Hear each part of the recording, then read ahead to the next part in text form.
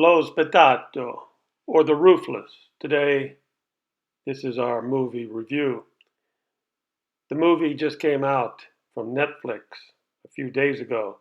It stars Riccardo Scamarcio, who plays Santo Russo. The camera really likes this man. He has that devilish Steve McQueen charm. The movie is written and directed by Renato de Maria. The movie starts out showing a younger generation today how real men used to start off their day back then, reading a newspaper, kicking back, relaxing before a hard day's work, catching up on the current events. This was before the computer takeover. I myself learned this type of behavior from my old man, observing his routine back in the 1960s and 1970s. I continued this manly habit up until around 2008 when the New World Order started to collapse. But anyhow, back to our movie review. So the first 5 or 6 minutes, the setting is 1990. And like I said before, the camera really likes the star of this movie, Riccardo. He plays Santo. I will put more details into this review, which will make it easier for English speaking only viewers to follow along. I highly recommend this movie for any Mafia aficionados and movie lovers in general, even though you might have to read the subtext. I mean, it will be worth it. Trust me.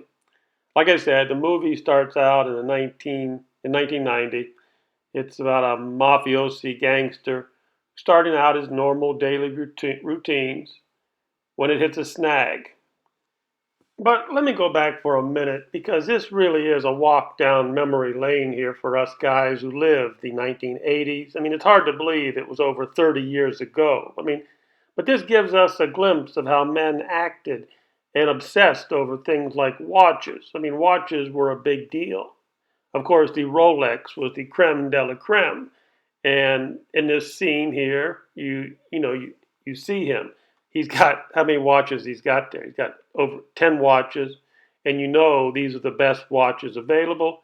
And so you know exactly what type of man we're dealing with. It's obvious what kind of racket he's in just by looking at the type of car he's driving. We're talking about a character who likes the finer things in life, very Roman, or more specifically, Calabrese. Okay, here's an interesting detail of this story. How the movie teaches the viewer about how Italians distinguish themselves as, from different regions, Nepalese or Sicilian, or in this case, the lead character, Santo, is Calabrese. And he says during the movie, he calls himself Calabrian. So he's from Calabria. It's a region of southwest Italy. And down here, it's sort of a Cosentino variety of Calabrese dialect from the Cosenzo province of Italy. Gives us a little historical perspective on Italy.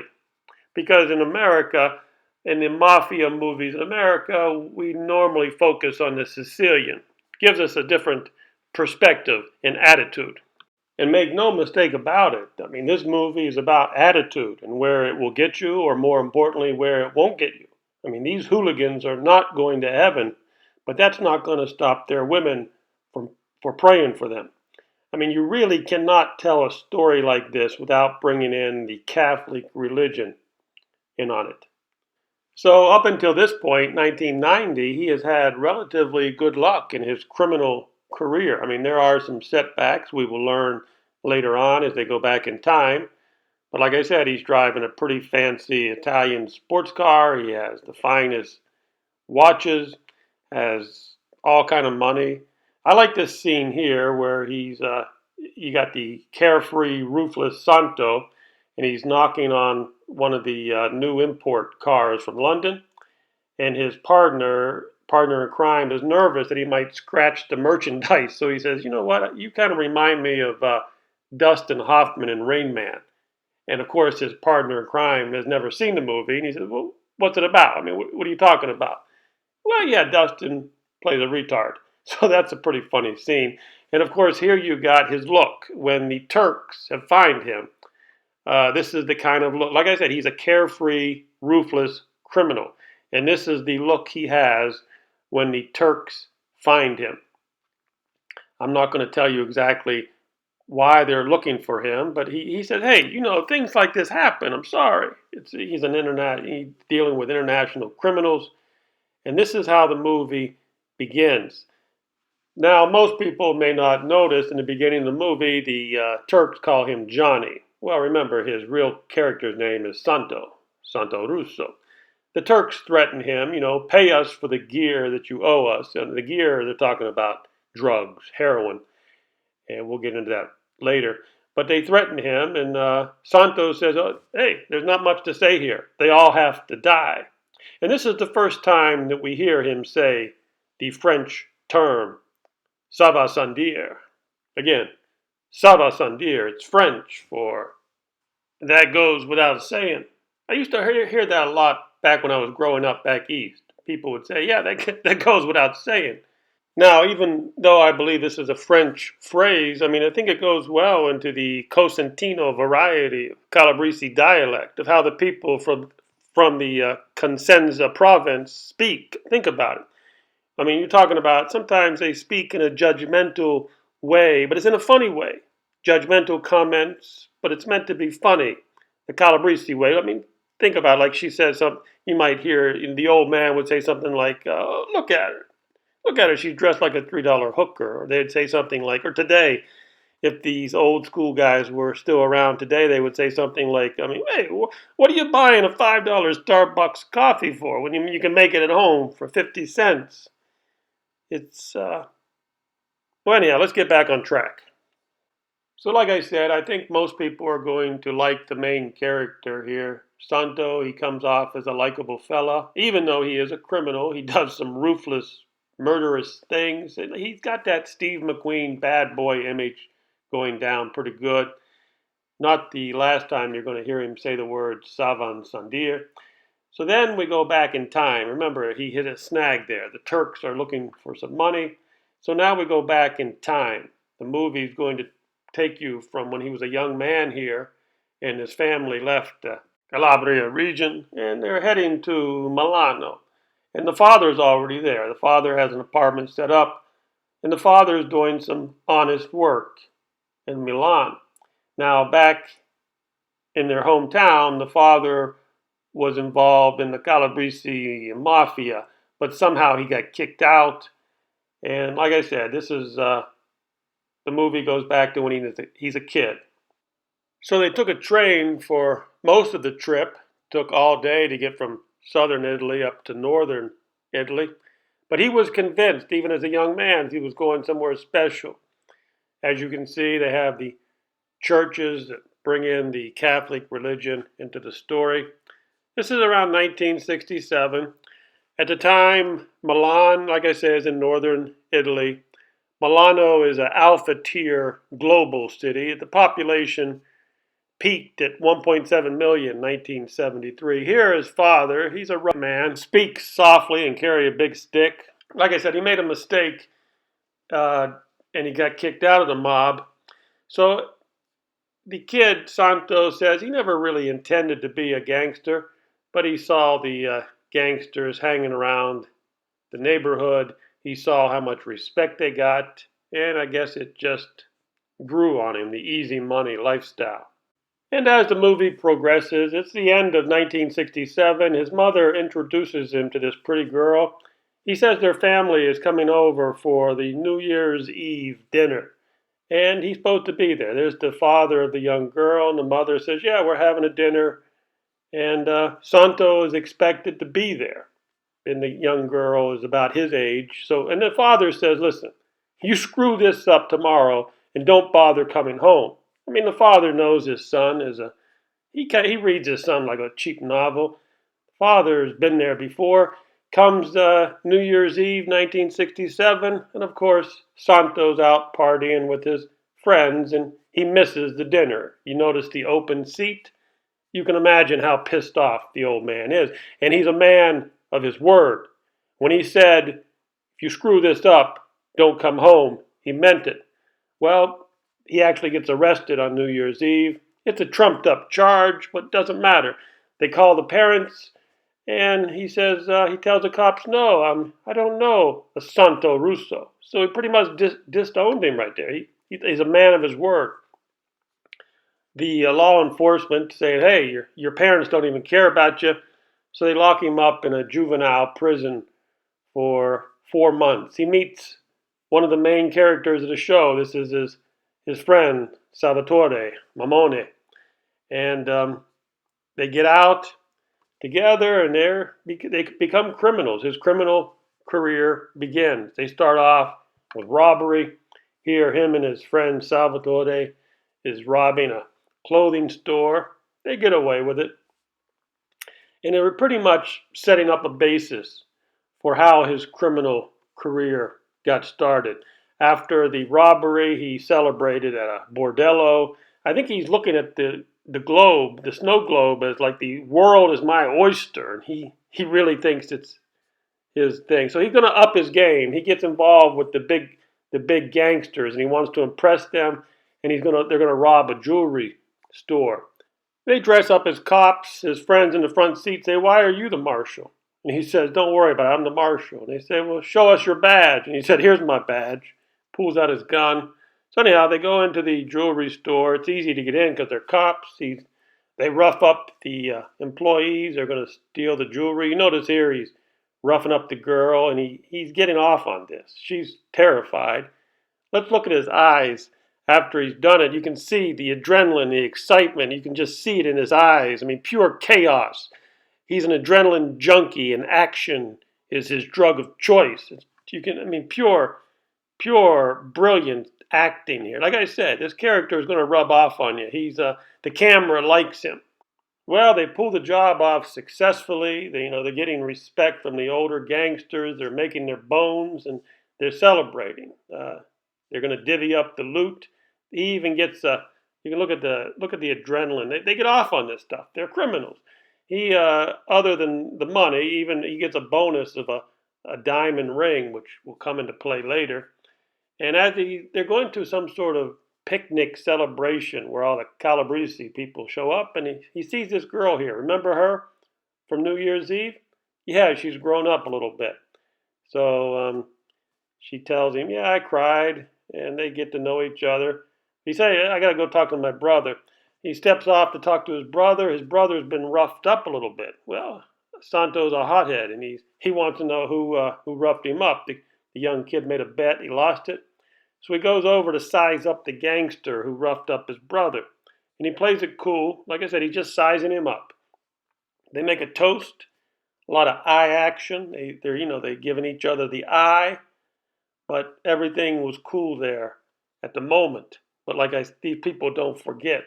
They don't forget and they don't forgive. Well, he ups his game from robbery to kidnapping, and his criminal career is progressing pretty good. The kidnapping went well. They even kicked the kid into submission. He was making too much noise back there, so they had to kick the shit out of him. So he'd be quiet. All in all, in gangster life. So remember the gangster who roughed up the brother? Well, he chased him down, didn't he? He hunted him down and he killed him. This is a scene where we're talking about attitudes, different attitudes of the mafias. Like you said, we Calabrese people, we're not like the Sicilians. The Sicilians, they like to talk and they like to meet. And everybody's got to okay killing somebody, but not these guys. No, not him. He says they just sort their own business out real quickly without overthinking it. They just do their business. So here he's trying to distinguish that his type of gangsterism is different than the Sicilians. Well, he gets a crush on the girl that he met at the party. Remember, she's grown up and he had sex. She gets knocked up and he has to marry her. She's a good girl, pregnant, got to marry her. But remember the rock he got during the jewelry heist? Well, the jeweler, took the real stone, put a fake one in there. And then the cops raided the jewelry guy. The jewelry guy rats out Santo. Says, yeah, Santo gave me the jewel. Santo gave me the diamond. So it's a pretty embarrassing scene here. He's trying to get married. He like the stolen diamond. He gave it to the jeweler guy to give him a wedding ring for his wife. Ends up backfiring. The police raid the jeweler. Santo is ratted out. He's going to go to prison. But all in all, they still managed to get married. And here's Mamone Salvatore saying, "Congratulations." They managed to get married before they threw him in jail. She was pregnant. So comes 1981, and he served, I don't know, 2 3 years for the bank or for the jewelry heist, and here he is getting out of prison. And of course his wife already had a child. Remember, she was pregnant. He knocked her up before they got married. So he gets out of prison. He already has a child. Just add water. He's got an instant family there, and he keeps on going with his criminal career. He's into robbery, bombing, extortion, anything to make a buck. And he even gets into killing people. But he says honestly, I never killed anyone who didn't deserve it. And this is what makes Santo stand out from the rest of his crew. Santo will do just about anything. He will shoot you. He will kill you, and he will murder you. Where some people just don't want to do that. Like I think his friend Salvatore, not really a murderer. So here he is. The movie establishes that he'll do anything. He's making money, so he gets himself a nice apartment, and overlooking the apartment, they see the nice cathedral. So everything's going pretty well for him, but he doesn't really believe in the rules of honor and the La Cosa Nostra. He ends up getting himself a mistress, and the mistress is a French girl. And she said her mother was worried that she moved to Milan because it was kidnapping and murder. But anyhow, she wants the excitement, so he picks him up a mistress, and he has her own apartment. The wife starts to get suspicious. The wife knows what he's up to, and she's warning him, "You're not involved in drugs, are you?" Throws a shoe at him, and this is typical Calabrese emotion here, the temper. She throws a shoe at him. He said, "Hey, you're crazy." But he's going to do what he wants to do. And of course, he's involved with drugs. They're making 100 million lira per month. They're dealing in heroin. And here he establishes his business acclimate. I mean, he hires a drug tester. Yeah, he's a junkie to test out his, the quality of his batch, the quality of the drug he's making. I mean, you get the feeling that Santo could be successful in whatever endeavor he chose. I mean, he's just a clever man with business sense. But the life of crime is the easy way out for him. Now, his friend becomes addicted. He's a liability. He gets hooked on the drugs. He gets arrested. He's on the street. They passed out on the street. They arrest him. He's involved with drugs. Now, like I said, this is a big, big liability. And this is about where Santo's life is starting to fall apart. His mistress is involved in some abstract, avant-garde artist society. Santo doesn't really understand these people. The lawyer is not really working fast enough to get Salvatore out of jail. And remember, Santo has a temper. Well, they finally get Salvatore out of jail, but remember, he's a liability. Look at the eyes. They're clapping. Yeah, Salvatore's out of jail, but, are you really going to trust these people? I mean, Salvatore should have understood that he was a liability. Sure enough, they whack him. Salvatore is taken out. I mean, one of Santo's best friends. They take him out. The same day, Santo also takes out the lawyer because the lawyer did not work fast enough. So, as the movie said, these people are ruthless. After killing the lawyer and his best friend is dead, Santo comes back to his mistress's apartment and he sees all these artistic people looking at some naked man. It's some abstract avant-garde bullshit. Santo goes crazy. He literally beats the shit out of this artist. He's a gay avant-garde. I don't know how his art is him. You look at him, and anyhow, they're aghast. I mean, people are saying, "What in the hell?" They don't know what to think. But here's the weird part. After he gets done beating the crap out of this gay artist, blood everywhere, all these people think that that's part of the show. They think it was all planned. Yeah, Santo was supposed to come in there and beat the living crap out of him, and they start clapping. I mean, this is like a surreal. It's surreal, abstract, avant-garde. So here they are. After Santo has literally beat the crap out of him, they're clapping like it's, oh yeah, this is great art. But his mistress is the only one that understands it. So this is not part of the art. Santo is just a psychopath. You can see in her eyes, but everybody else is playing along. The beautiful part is the artist even plays along. He starts to grin like he enjoyed it. He actually enjoyed. Look at him. He enjoyed getting beaten up. This is art to him. You can't make this shit up. Anyhow, it's a pretty good movie. So anyhow, the wife finally makes a little trip over to see the mistress. He says, hey, listen, I don't know if you know who Santo is, but our Santo is a thief. He's a murderer. He extorts people. He kidnaps people. Matter of fact, a couple years ago, you might have been in his trunk. You might have been one of his kidnapped victims. Anyhow, he's robbed, he's killed, he's kidnapped. She kind of scared the shit out of the mistress. And like I said, a few years ago, you might have ended up in his trunk. I think the mistress got the message, and she got scared and ran away. Okay, but the main and another part was when the wife said, now I need you to pray for him. So she kind of woke the girl up. I mean, you're dealing with somebody violent, and I want you to pray for him. Anyhow, mistress is gone. He comes back to the family. The wife, I think she's trying to purify herself by giving away money, nonprofit organizations. And now we've come a complete full circle, aren't we? Full circle, 1990. We're back to that morning when he read the paper. And he showed up at the garage, and the Turks were looking for him. The Turks called him Johnny. Of course, he used a fake name. I think they stole 100 kilos of heroin from the Turks, and the Turks want their money. The Turks call their heroin the gear. Anyhow, remember what Santo said. There's only one thing to be done here. I mean, they must all die. Ça va sans dire. And they're going to kill the Turks. Because if they don't kill the Turks are going to kill them.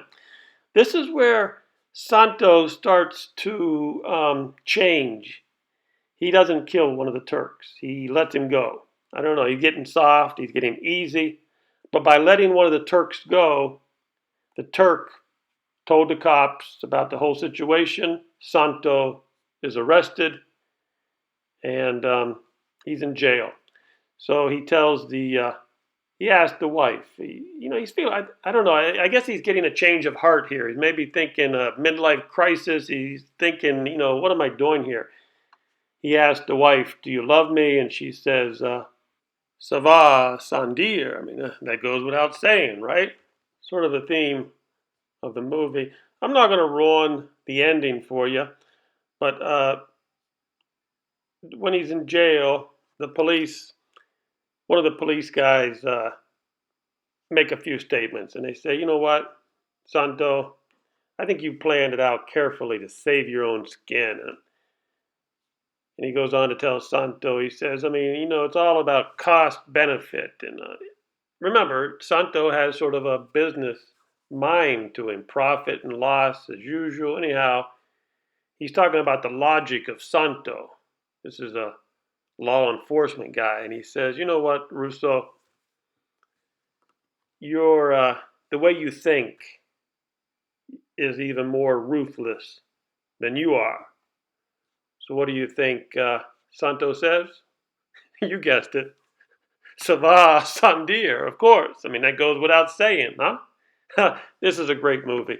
I mean, I really do give it an 8 out of 10 bravos. That's pretty darn good. 8 out of 10 bravos. It's really a good movie. And this really tells you something about Netflix. If Netflix is able to make a movie of this quality, I mean, things are changing, aren't they?